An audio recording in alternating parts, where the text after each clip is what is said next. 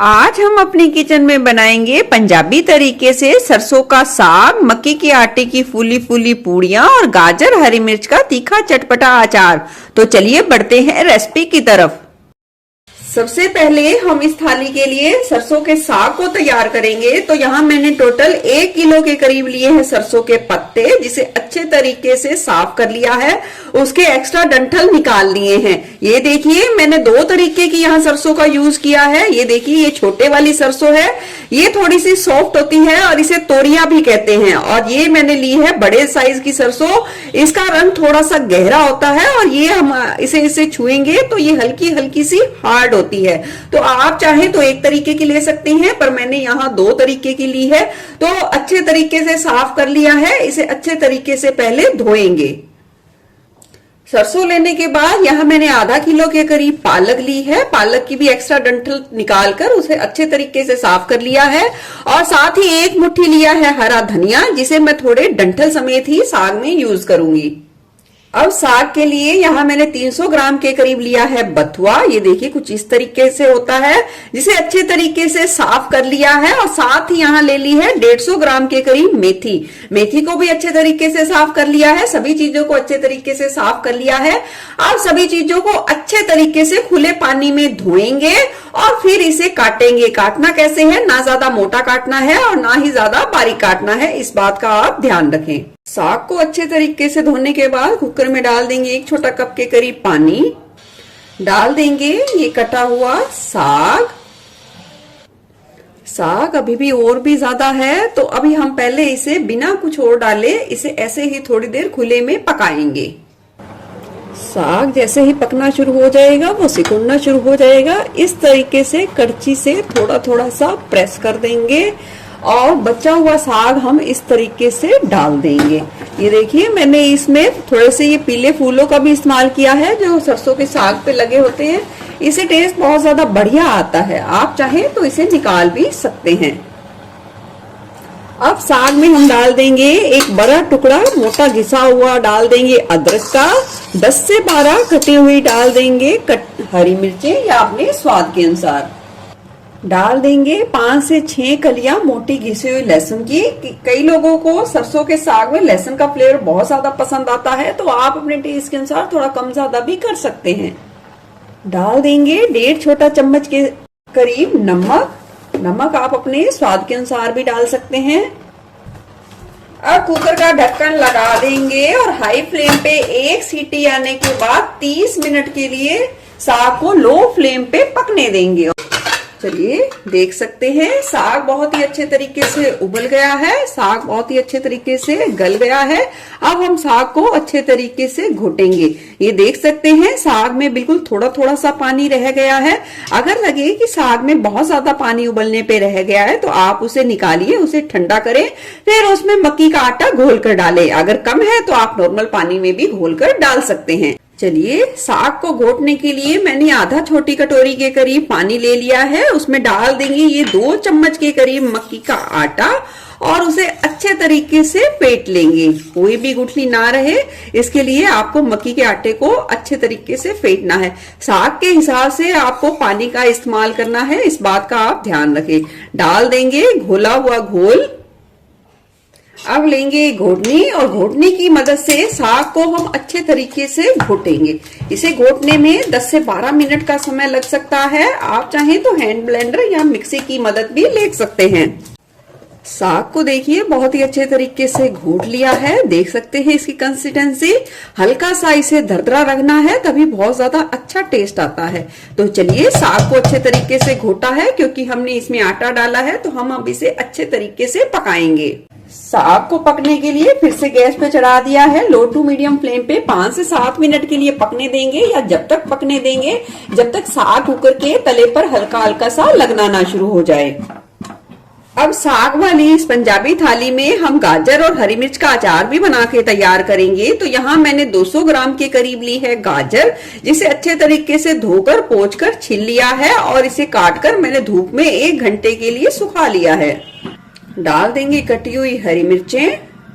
चलिए अचार के लिए हम इंस्टेंट मसाला भी तैयार करेंगे। इंस्टेंट मसाले के लिए आधी चम्मच ले लिया है खड़ा धनिया, 1 चम्मच ले ली है राई, आधी चम्मच ले लेंगे मेथी दाना, 1 चम्मच ले लेंगे सौंफ। तवे पे इसे 1 मिनट के लिए लो फ्लेम पे हल्का हल्का सेक के और फिर मिक्सी जार में डाल के दरदरा सा पीस लेंगे। मसाला पीस लिया है, डाल देंगे एक बाउल में। डाल देंगे कटी हुई गाजर और ये हरी मिर्च, स्वाद के अनुसार नमक, कलौंजी, स्वाद के अनुसार लाल मिर्च पाउडर, हल्दी। अब डाल देंगे छोटा 1 से 2 चम्मच सिर्फ सरसों का तेल। कच्चे तेल का ही इस्तेमाल करेंगे, तभी अचार का टेस्ट बहुत ही अच्छे तरीके से आएगा। बिल्कुल कम तेल का इस्तेमाल करना है क्योंकि हम ये अचार इंस्टेंट ही सर्व करने वाले हैं और बस मसाले अच्छे तरीके से इस गाजर पे और हरी मिर्च पे लिपट पाए, तो बस हमें इतने ही तेल का इस्तेमाल करना है। यहाँ बिल्कुल बहुत ही कम तेल का इस्तेमाल किया है, इसलिए हम हाथों से अच्छे तरीके से मिलाएंगे, तभी ये सारे मसाले बहुत ही अच्छे तरीके से अचार पे कोट हो पाएंगे। इंस्टेंट गाजर और हरी मिर्च का अचार बनके तैयार है इस थाली के लिए। ये अचार 3 से 4 दिन के लिए बिल्कुल खराब नहीं होगा। इसे हेल्दी सलाद या हेल्दी अचार के रूप में आप सर्व कर सकते हैं। यकीन मानिए ये बहुत ज्यादा टेस्टी बनके तैयार होता है। चलिए इधर देख सकते हैं साग भी बहुत ही अच्छे तरीके से दिख चुका है। इसका आटे का जो कच्चापन है वो बिल्कुल अच्छे तरीके से दूर हो गया है। तो चलिए साग को हम निकाल लेंगे एक दूसरे बर्तन में, उसे थोड़ा सा ठंडा करेंगे तभी तड़का लगाएंगे, तभी साग का एक्चुअल और बहुत बढ़िया टेस्ट उभर कर आता है। साग को बने 2 से 3 घंटे का समय हो गया है, तो इस थाली को कंप्लीट करने के लिए हम मक्की के आटे की पूड़ी बनाकर तैयार करेंगे। तो 1 कटोरी के करीब लिया है यहाँ मैंने मक्की का आटा। जितना मक्की का आटा लिया है उतना ही लेंगे गेहूं का आटा। स्वाद के अनुसार लेंगे नमक, थोड़ी सी लेंगे अजवाइन, थोड़े से बारीक कटे हुए हरी मेथी के पत्ते, 2 चम्मच के करीब तेल या घी। अब सभी चीजों को अच्छे तरीके से मिला लें। मिलाने के बाद थोड़ा थोड़ा पानी करके आटे को सबसे पहले हम इकट्ठा करेंगे। आटे को हमने अच्छे तरीके से इकट्ठा कर लिया है। अब मुट्ठी का प्रेशर देते हुए आटे को हम 2 से 3 मिनट के लिए अच्छे तरीके से गूंथ लेंगे। मक्की का आटा जो रखना है आपको थोड़ा सा टाइट रखना है, जिस तरीके से आप नॉर्मल गेहूं के आटे की पूरी बनाते हैं बिल्कुल वैसे ही। आटे को गूंथ के हमने अच्छे तरीके से चिकना कर लिया है, पर इस बात का ध्यान रखें आटे को हमने थोड़ा सा टाइट रखा है। अब इसे ढककर हम 5 से 7 मिनट के लिए रहने देंगे और इतने में हम लगा लेते हैं सरसों के साग को तड़का। सरसों के साग को तड़का लगाने के लिए हम कढ़ाई में डालेंगे 1 बड़ी करछी के करीब देसी घी और उसे गर्म करेंगे। घी जैसे ही गर्म होगा हम डाल देंगे इसमें आधा छोटा चम्मच के करीब ये दरदरा किया हुआ खड़ा धनिया, डाल देंगे सूखी लाल मिर्च और इसे हल्का सा चटकने देंगे। जैसे ही चटकेंगे डाल देंगे हम इसमें 1 बड़े साइज का बारीक कटा हुआ प्याज। प्याज को लो टू मीडियम फ्लेम पे थोड़ा सा भून लेंगे। प्याज थोड़े से भून गए हैं, इस स्टेज पर हम डाल देंगे थोड़ा सा घिसा हुआ अदरक और लहसुन। बिल्कुल थोड़ा सा ही इस्तेमाल किया है क्योंकि पहले हमने उबलते समय भी इस्तेमाल किया है। और तड़के को थोड़ा अच्छे तरीके से भून लेंगे। प्याज को अच्छा गुलाबी कर लिया है पर बहुत ज्यादा ब्राउन नहीं करने हैं। अब डाल देंगे इसमें कटा हुआ टमाटर। अब टमाटर को नरम होने तक तड़के के साथ अच्छे तरीके से भुनेंगे। टमाटर भी अच्छे तरीके से नरम हो गए हैं। इस स्टेज पर हम डाल देंगे इसमें अपने स्वाद के अनुसार लाल मिर्च पाउडर और डाल देंगे बारीक कटी हुई थोड़ी सी हरी मेथी। जिस तरीके से सब्जी में हरा धनिया डाला जाता है ना, बस उस तरीके से बिल्कुल थोड़ी सी डालनी है। कुछ सेकंड के लिए तड़के को चला लेंगे और डाल देंगे इसमें साग। आपको जितना साग चाहिए सर्व करना हो, यूज करना हो, उतना ही डालिए। साग को हमेशा ही फ्रेश तड़का लगाना चाहिए, इससे टेस्ट बहुत ही ज्यादा बढ़िया आता है। और साग को आप बनाकर फ्रिज में रख सकते हैं 3 से 4 दिन के लिए, वो बिल्कुल खराब नहीं होगा। और अब जब भी आपका मन हो आप तड़का लगाइए और एंजॉय कर सकते हैं। आपका साग बहुत ही ज्यादा टेस्टी बना है, इसकी यही पहचान है। जैसे ही साग डलेगा अच्छे तरीके से तड़के में मिक्स होगा, वो थोड़ा थोड़ा सा घी छोड़ना शुरू हो जाएगा। अब ढककर इसे लो फ्लेम पे 4 से 5 मिनट के लिए पकने देंगे, यानी कि रिझने देंगे तड़के में। चलिए 4 से 5 मिनट बाद देख सकते हैं साग की रंगत कितना बढ़िया बनके तैयार हुआ है। आप इस रेसिपी को जरूर ट्राई करें और आप खुद कहेंगे ये सरसों के साग की बिल्कुल सबसे बेस्ट रेसिपी है। इतनी ज्यादा टेस्टी और इतनी ज्यादा लाजवाब बनके तैयार हुई है। तो चलिए साग बनके तैयार है। अब बना लेते हैं मक्के की फूली फूली पूड़ियां। चलिए आटे को गूंथे हुए 10 से 12 मिनट का ही समय हो गया है।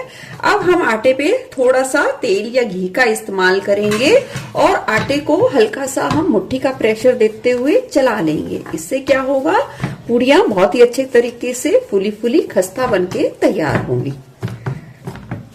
तो चलिए आटा बिल्कुल बनके तैयार है।